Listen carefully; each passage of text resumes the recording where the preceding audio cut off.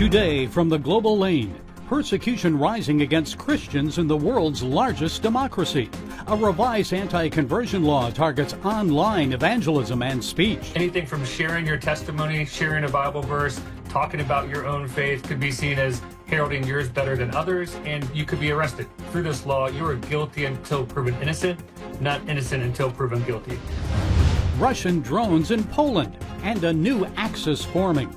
Are Putin and Xi preparing for World War III? The main thing here was the optics, and whether they were real or engineered, it doesn't really matter. It was a show of force.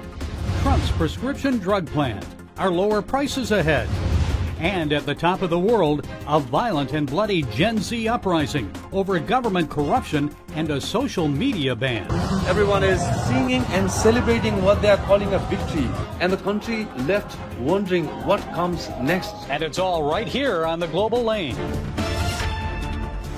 A new law in India targets evangelism and online religious speech.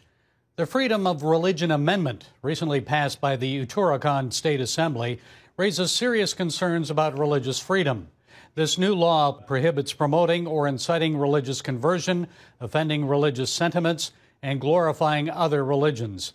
Many Christians believe the law is specifically aimed at them and threatens their efforts to share the gospel in India. Brian Orem, the president and CEO of Global Christian Relief, is an organization that operates in India. They've expressed concerns about the implications of this legislation. Okay, Brian, 12 Indian states, including Uttarakhand, have strict anti-conversion laws, this in the world's largest democracy. So what prompted the state assembly there to pass even greater restrictions focusing on digital platforms? Yeah, it is alarming, and I would say it's definitely one of the most restrictive laws we've seen, and it's precedent setting, but it's definitely an act, we believe, by the Hindu Nationalist Party to more strictly target Christians and weaponize these amendments to restrict minority faith and to, again, lift up the Hindu Nationalist Party. Well, there must have been a lot of gains online in winning people to Christ. Is it specifically targeting Christians?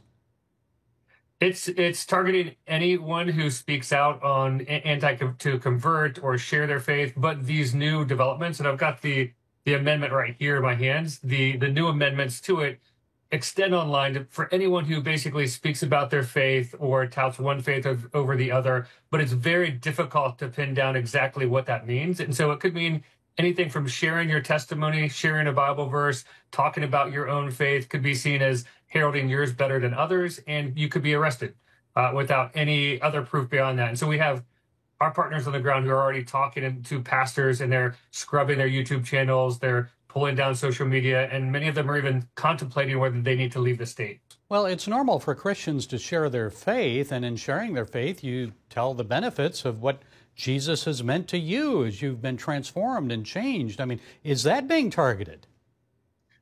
It is. In fact, the amendment expands language. It makes it more vague, but it includes like any kind of like easy life that you're giving them, any kind of benefits whatsoever. So it could even be like giving a meal to someone who's hungry in the name of Christ, or even just giving a meal at all. But being a Christian organization could put you at risk completely for forced conversion. So there's all of these pieces that are making it very difficult for the Christian community to live, to express their faith, to talk about their what God's doing in their lives without the fear of the repercussions of being arrested and detained. And it is one of those things where in India, through this law, you are guilty until proven innocent, not innocent until proven guilty. Well, and India has signed on, I guess it hasn't actually signed the Declaration of Human Rights, the UN Declaration of Human Rights, but it is a UN Charter member. It signed the Charter at the founding of the UN. That commits them to human rights. And the amendment bans digital propaganda. So what does that mean? Specifically, what is considered propaganda and who decides what is and isn't propaganda? That is the whole problem, Gary. And the propaganda could be defined as, again, just sharing your faith. And it really kind of explicitly says touting one faith above the other. And so who's to say? Who's the judge of what that looks like? And they talk about hurting the sentiments of another faith. I mean, obviously, if Hindus are critical of Christianity or Islam, they're not going to be punished, are they?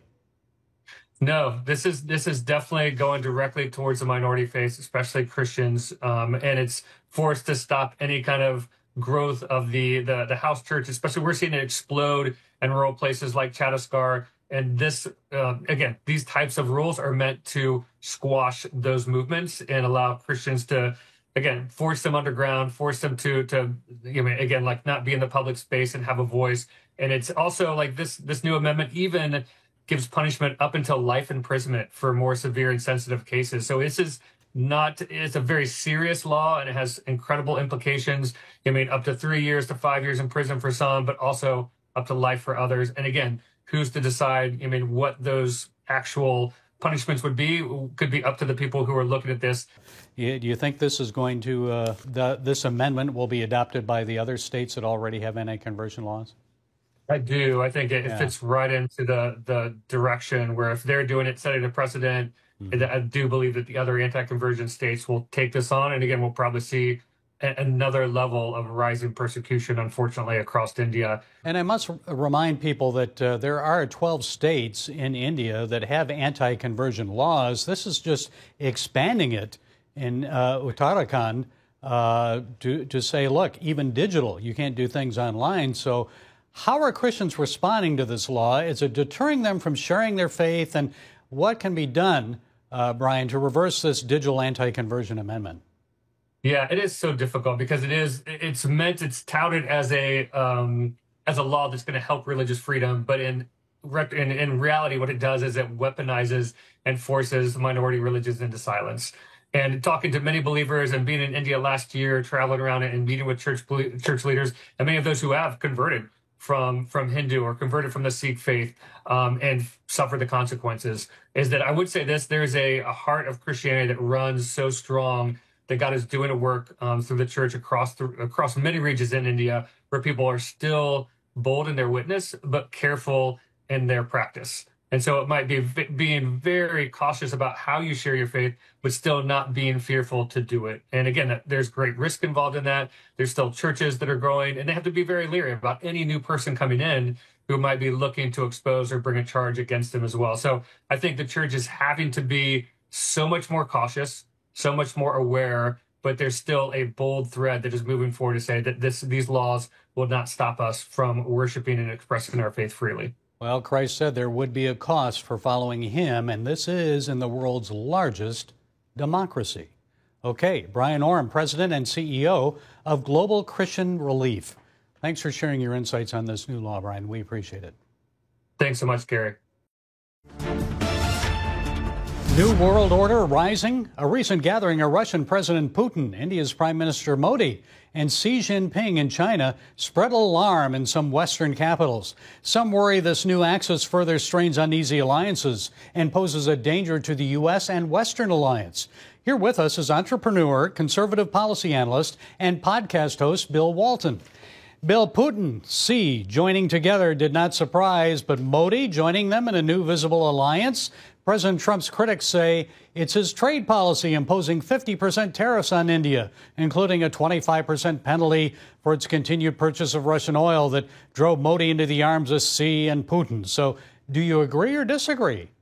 Well, the short answer is I agree. I mean, we've been moving closer to India over the last decade and making a lot of progress. And of course, you look at India, China, Russia. I mean, you've got two totalitarian dictatorships and a democracy, and they don't, on paper, have much in common. I think what they do have in common now is the trade order, which Donald Trump is imposing. And you know, the thing that's happened is that we thought that sanctions were going to cripple Russia, and their inability to sell oil in the world market would cause them to exit the Ukraine war expeditiously. That hasn't happened because both China and India have picked up the purchases, and now you look at the exports or the imports that are going from Russia to India and China. It's really off the charts in the last 3-4 years, and so Trump is trying to get at that to weaken Russia.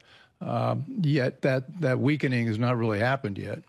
Well, we didn't see Modi join that military parade with Putin and Kim Jong-un and President Xi. He stayed out of that one.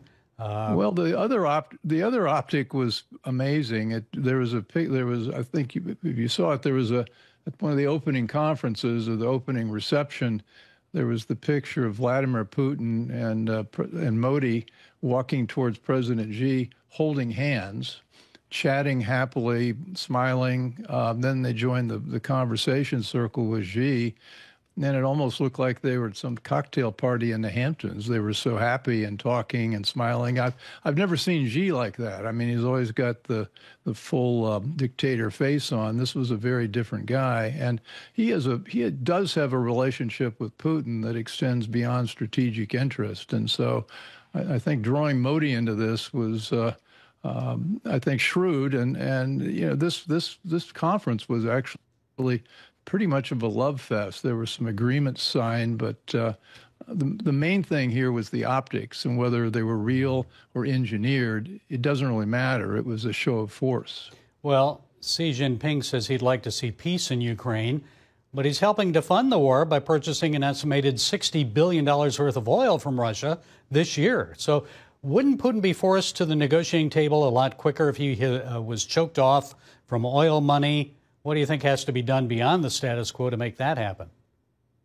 Well, if China and India stop buying oil from Russia, Russia's done. It's over. I mean, you know, it's not as extensive as we sometimes think. It's only 15, 20% of its economy, but that's a big number when they're already they're on the brink. And interest rates there, I think they're in the 18%, 20% range, and inflation's running about 8 or 9%. So, you know, they're hanging on, but if they lose the support of those countries, it's over. Last week at a summit in Paris, French President Emmanuel Macron had a coalition of the willing. That's an initiative where he secured a commitment from 26 countries to deploy boots on the ground or other military support for a post-war Ukraine war to prevent future Russian aggression. So in response, you know, Russia launched its largest strikes of the war, sending all kinds of cruise missiles and drones, ballistic missiles, glide bombs into Ukraine. And it seems that Ukraine and Russia are further from peace than ever. Or are they? Well, it seems perverse. I mean, we witnessed Putin and Trump getting along pretty well in Alaska, and I think the feeling was that if they could get together with Zelensky, they could probably hammer out a deal. The chances of that now look like they're zero. And Putin's going back. He gave a big speech at the conference at the summit, which re-explained this notion that in 2014, the U.S. and Britain staged a coup and Ukraine, brought in the new leadership and have been using Ukraine as an instrument against Russia ever since that. And that's Putin's motivation for the invasion. And so he believes that. And I actually think there's a lot to that story. Well, it looks like he wants peace, but only on his terms. Bill Walton, conservative political analyst, podcast host. I guess your podcast was on hold over the summer, wasn't it? Because you're writing a book? I'm writing a book. What's it about?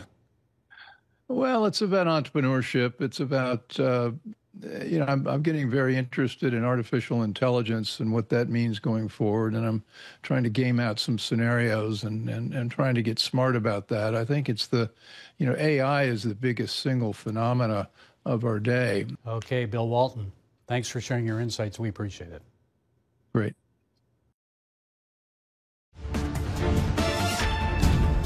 Lowering the cost of prescription drugs. Last May, when he signed an executive order to align U.S. prescription drug prices with the lowest prices in other countries, President Trump made it clear he's tired of Americans subsidizing 75% of global pharmaceutical profits. Trump wants equity in pricing. But will his order lead to lower costs and breakthrough drugs for U.S. consumers? Well, joining us is Nicholas Armstrong, policy analyst at the Texas Public Policy Foundation and a Young Voices contributor. Nicholas, good to have you with us. So I know you've done some research on this. You wrote an article about it. First, explain why are Americans paying much more for prescription drugs than people in other countries? How does Trump hope to change that?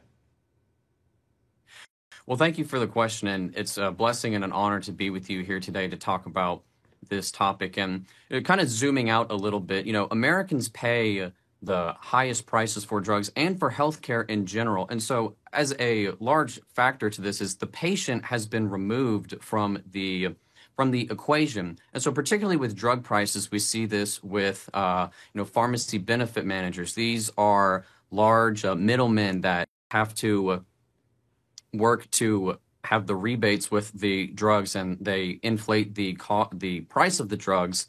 There's also regulatory problems with the FDA. It's very costly for drug manufacturers to have these drugs go to market. Many of them fail, and so the high prices are a signal and try to recoup some of the costs for the drug manufacturers. And so these are just a couple of ways of why drug prices are so high in the U.S.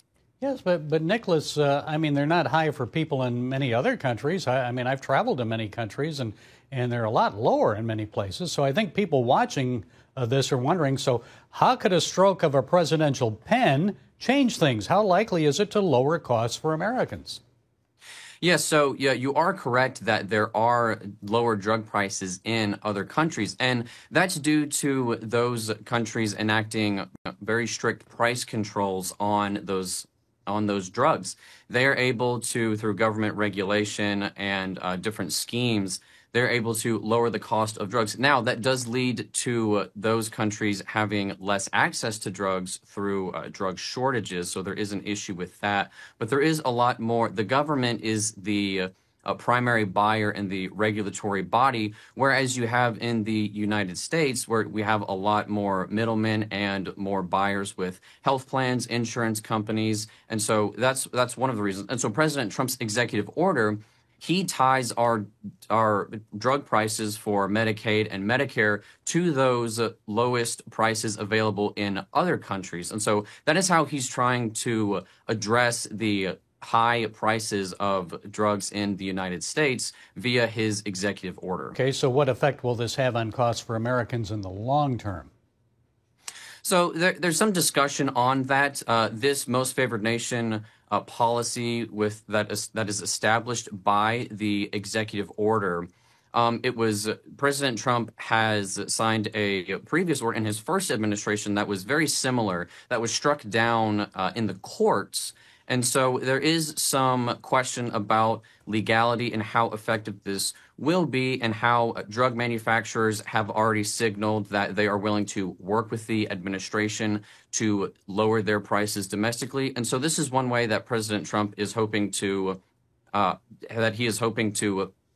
bring the prices of drugs down through regulatory or bringing people together to the table with those drug manufacturers to lower the cost of prices for drugs for Americans. What might it mean for new drug research and development and pricing for breakthrough drugs? The drug companies have expressed concern that with tying those prices, potentially that this will lead to lower revenues for drug companies for those new research, those drugs that are researched to bring to market. So fewer new drugs then? There is the possibility of that happening, yes. Okay, and Americans pay a lot for health care. So how soon can we expect to see lower prescription drug costs? So the executive order establishes instructs the Secretary Kennedy at HHS that he is tasked with negotiating those prices with the drug manufacturers. And so it seems as though he has hit that, where he has negotiated the prices, and there is a 6-month period from May, when the executive order went into effect, when President Trump signed it, to now the drug manufacturers have to work on hitting those negotiated prices. And if they don't, then the president has signaled that he is willing to enact these prices with the most favored nation policy through rulemaking authority. Okay, we'll wait and see. So maybe by the end of this year, early next year. Young Voices contributor Nicholas Armstrong, policy analyst at the Texas Public Policy Foundation. Thank you, Nicholas, for setting us straight today. We appreciate it. Gen Z uprising at the top of the world. Rage against government elites and corruption erupted in Nepal this week as tens of thousands of protesters rioted in the streets of Kathmandu, burning government buildings and the homes of politicians. The protests turned deadly, claiming at least 19 lives, including the wife of the former prime minister, killed in a fire set by protesters. Niranjan Shrestha of the Associated Press was on the scene when the uprising erupted. Everyone is singing and celebrating what they are calling a victory, even as Nepal faces one of its toughest moments. Tens of thousands flooded the street, blocking roads, storming office. Even for a while, the mood felt united, powerful, and the country left wondering what comes next. The Gen Z uprising culminated in the burning of the Parliament building and the resignation of Communist Prime Minister K.P. Sharma Oli. So what sparked this unprecedented youth-led revolt? It began with a government ban on 26 major social media platforms: Facebook, Instagram, YouTube, X, and more. On September 4th, 2025, Nepal's Ministry of Communications demanded these platforms register with the government and submit to content monitoring by a regulation officer. The move outraged Nepal's tech-savvy Gen Z, who rely on these platforms for free speech, activism, and exposing corruption. Many protesters, including young Christians, have used social media to call out political nepotism and demand accountability. Facing mounting pressure, the government lifted the social media ban on September 8th, but calls for new elections are growing louder. This unrest isn't just about social media. It's tied to deeper frustrations over restricted freedoms. In 2017, a coalition including the Communist Party of Nepal, the Unified Marxist-Leninists, and Hindu nationalists passed an anti-conversion law, making life harder for religious minorities, especially Christians. The law bans religious conversion and punishes sharing faith with up to 5 years in prison. In February 2025, 17 Americans and 1 Indian were detained in Dhahran for alleged evangelistic activities. For Nepal's youth, this crackdown on religion mirrors the censorship they face online. Nepal became a secular state in 2006, ending its Hindu monarchy, and is a signatory to the UN's Universal Declaration of Human Rights. Folks, it's time for Nepal to honor its commitment, allowing freedom of thought, expression, and religion, not only online, but throughout the country. Let's keep praying for this beautiful nation and people that sit at the top of the world. Well, that's it today from the Global Lane. Until next time, be blessed.